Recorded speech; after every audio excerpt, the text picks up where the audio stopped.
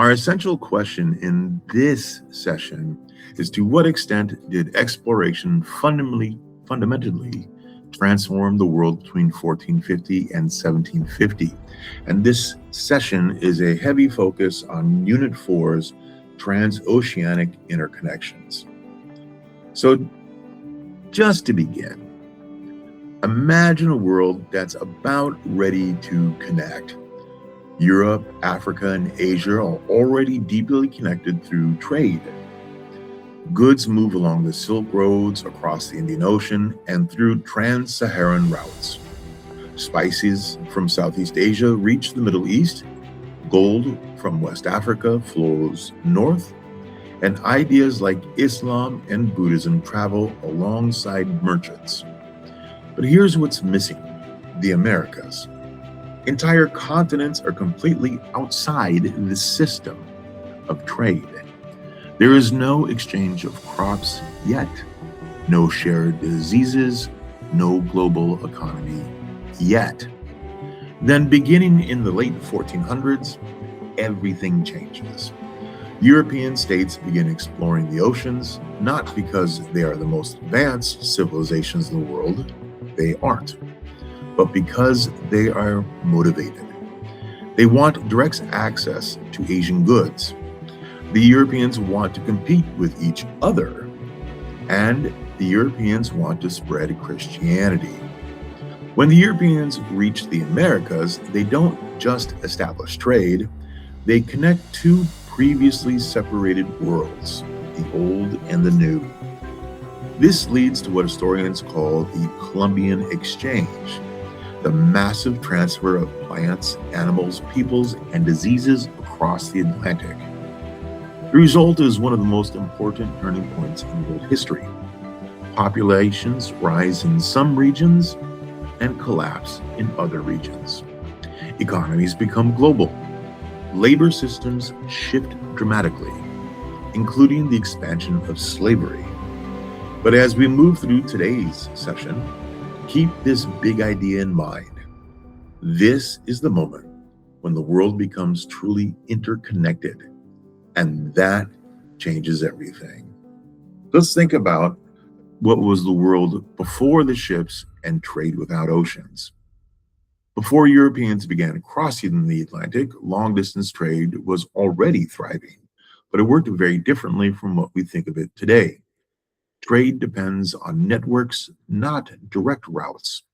A single good, like silk or spices, might pass through many hands before reaching its final destination. Merchants relied on intermediaries, often in the Middle East or Central Asia, to move goods across vast distances. These systems were incredibly sophisticated. The Silk Roads connected East Asia to the Mediterranean, while the Indian Ocean trade networks linked East Africa, South Asia, and Southeast Asia through predictable monsoon winds in the Indian Ocean. But there were limitations. Travel was slow, expensive, and risky. Political instability or disease could disrupt entire routes. And for Europeans, this was a major frustration. The Europeans were not in control of their trade. Europeans depended on others for access to valuable goods like spices, silk, and porcelain. This is where the story of exploration begins. Europeans weren't trying to invent trade, they were trying to bypass the existing land-based trade system. Europeans wanted direct access to Asia without relying on intermediaries in the Mediterranean, such as Venice, and intermediaries such as the Islamic states, which centered their wealth on Silk Road trade. To add to that, Europeans turned to the ocean. And once Europeans did that, trade didn't just expand, it transformed. So when you answer AP questions about this period, remember the key shift is not from no trade to trade, it's from regional networks to a truly global system. Historians often organize the causes of exploration into four major categories, and understanding these is critical for the AP exam. First, economic motives. Europeans wanted direct access to Asian luxury goods, especially spices, which were incredibly valuable both as a medicine and as flavoring for otherwise dull food, and a food preservative too. By finding ocean routes, Europeans hoped to cut out the intermediaries and increase profits.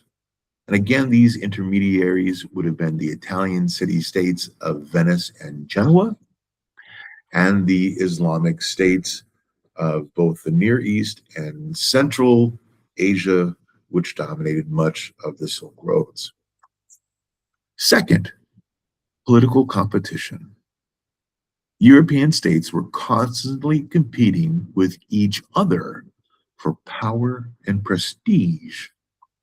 Sponsoring exploration, whether it was Spain or Portugal, Britain, was a way to gain an advantage over their European neighbors. More territory for the European state, more resources, and more influence. Access to the spice routes meant money, prestige, and that translated into political influence, political power. The expansion of Europeans into the direct access for spices and trade was motivated by political competition. Third, religion. Many explorers saw themselves as Christian missionaries. These explorers wanted to spread Christianity, especially in the newly encountered regions of the Americas. When the Europeans traded with the Muslims and Hindus, the Christians understood that they had an approach to God, specifically the Muslims, and there wasn't much of an effort to Christianize them because they already had their belief system, and especially with Islam, fairly close to Christianity. So for many, converting to Christianity just didn't, it was redundant. Wasn't a particular draw. It makes it kind of a hard sell. They already had access to God. So how is this access different? Christianity doesn't spread very well in East Asia. I mean, it will spread, but not significantly. It will significantly spread in the Americas, and it's because the Christians put more effort or more zeal or more resources or more passion behind it. When the Europeans encounter the natives or the Indians of the Americas, they see these people of no gods or idol worshippers, or perhaps in the case of the Aztecs, with their very frequent rituals of human sacrifice, they saw them as devil worshippers. And to save them at all, to bring them to God, was a core idea in missionary zeal. By the way, this wasn't unique to Christians. Muslims do it too. But the Christians had access to the Americas and motivated, and with population collapse in the Americas due to disease, many Indians did think they were in some sort of calamity, a curse, and some did think this new God might possibly could have saved them, or the God was responsible for the collapse. The views were diverse, but religion as a motivator for expansion cannot be ignored, and is the third reason that historians cite. And fourth, technology. This is what made everything possible. Advances in ship design, navigation tools like the astrolabe and compass, and knowledge of wind patterns, which was learned in turn from Islamic traders in the Indian Oceans following the monsoon winds. These Europeans collected this knowledge, and they allowed European sailors to travel farther and more safely than ever before, which simply just allowed them to reach the Americas. Here's the key idea. None of these causes worked alone. Exploration happened because all four came together at the same time. On the AP exam, the strongest answers don't list just causes, they explain how multiple factors interacted to produce change. And I'm going to offer you a cause and effect model, a chain reaction, if you will, of the Black Death. To understand how historians think, we need to look at events as chains of causes and effects. And one of the clearest examples on this exam will be the Black Death.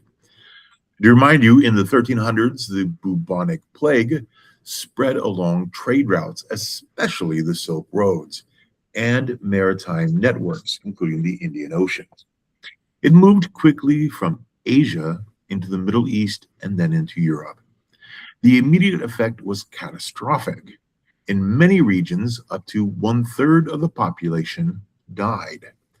Entire communities throughout the old world were devastated.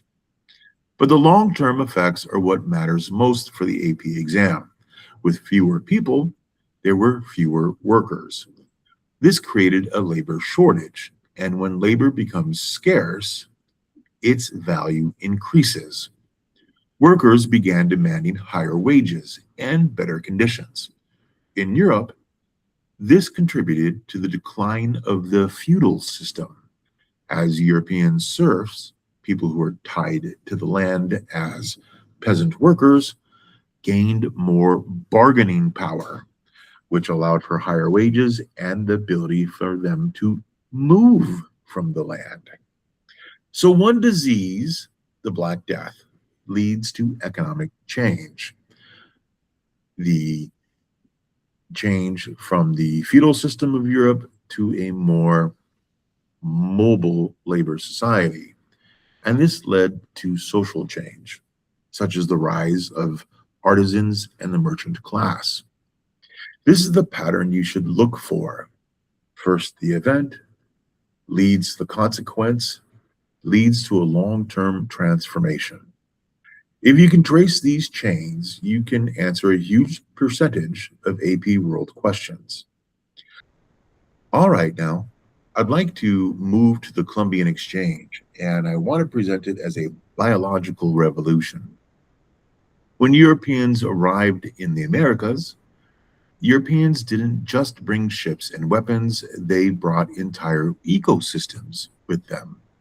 The Columbian Exchange refers to the transfer of plants, animals, diseases, and people between the eastern and western hemispheres of the world. Some of these exchanges had positive effects. Crops like potatoes and corn spread to Europe, Africa, and Asia, supporting population growth. Horses transformed transportation and warfare in the Americas. But many effects were devastating. Diseases like smallpox, measles, and influenza spread rapidly among indigenous populations who had no immunity. In some areas, up to 90% of the population died. That 90% would have been the American Plains Indians, or what would be the future United States, which was one of the reasons why the English colonists had a far easier time expanding than, say, those in Canada or Europeans in South America. This massive population decline created a labor crisis. To meet the demand for labor, Europeans turned increasingly to enslaved Africans, as Africans already had immunity from these diseases because of their contact and origin in the Old World. This led to the expansion of the Atlantic slave trade. So the Columbian Exchange isn't just about crops or disease, it's about global transformation. It reshaped populations, economies, and environments on a massive scale. On the AP exam, this is often treated as one of the most important turning points in history. I'd like to tell you how to think like an AP grader, an AP reader. Before you write an SAQ, I want to explain how AP examiners think. They're not looking for long answers. They're not grading your writing style. Examiners are looking for very specific things, and if you give them those things, you earn the point. First, you must be specific. If the question asks for development, you need to name it clearly. Saying trade increased is too vague. Saying Islam spread through Indian Ocean trade networks earns the point. Second, you must explain. This is where many students lose points. It's not enough to identify something. You have to say how or why it matters. Words like because and phrases such as this led to and as a result are your best tools. Third, you must analyze sources when asked. That means thinking about point of view, not point of view of the author, point of view of the source, the purpose of the source, and the audience whom the source is intended for. Why was this written? Who was it for? What bias might the author have? If you focus on these three things, specificity, explanation, and analysis, you can constantly earn points on the SAQs. And that's what we're practicing now.